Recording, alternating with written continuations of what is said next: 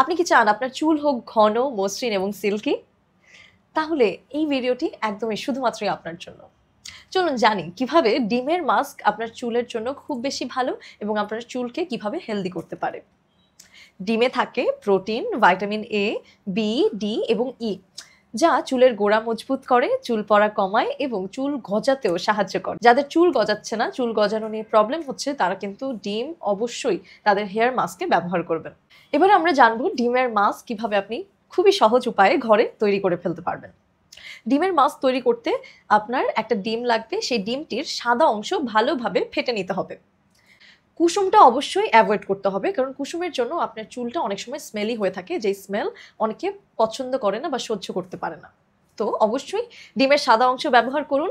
এটিকে ফেটিয়ে ভালোভাবে, চাইলে এতে ১ চামচ নারকেল তেল আপনি মিশিয়ে নিতে পারেন। নারকেল তেল আপনার চুলকে নরম এবং চকচকে করবে। মাস্কটি ভালোভাবে মিক্স করার পর আপনার মাথায় এবং চুলে ভালোভাবে লাগান। মাসাজ করতে হবে মিনিমাম ৫ মিনিট, তারপর রেখে দিতে হবে ৩০ মিনিটের মতো। ৩০ মিনিট পর আপনার চুল শ্যাম্পু দিয়ে ভালোভাবে ধুয়ে ফেলুন। সপ্তাহে ২ থেকে ৩ বার এই মাস্ক ব্যবহার করলে দেখবেন আপনার চুল হবে ঘন, সিল্কি এবং সুস্থ। প্রাকৃতিক উপায়ে চুলের যত্ন নিয়ে ডিমের মাস্ক একদমই পারফেক্ট।